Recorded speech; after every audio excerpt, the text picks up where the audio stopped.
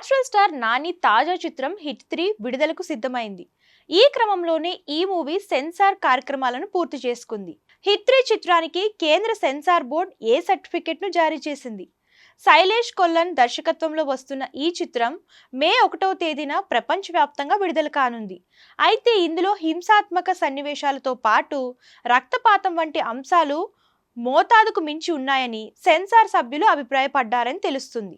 ఈ నేపథ్యంలోనే చిత్రానికి ఏ పెద్దలకు మాత్రమే సర్టిఫికెట్ ఇచ్చారు.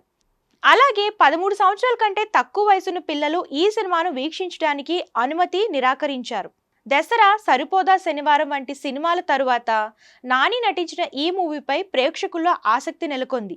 ఈ చిత్రంలో నాని హీరోగా నటించడంతో పాటు తన సొంత నిర్మాణ సంస్థ వాల్ పోస్టర్ సినిమా పతాకంపై నిర్మాతగా కూడా వ్యవహరించడం విశేషం. ఇక మూవీ విడుదల తేదీ దగ్గర పడడంతో చిత్రం యూనిట్ ప్రచార కార్యక్రమాలను వేగవంతం చేసింది. అలాగే నాని స్వయంగా ప్రమోషన్లలో చురుకుగా పాల్గొంటున్నారు, అంచనాలను పెంచుతున్నారు.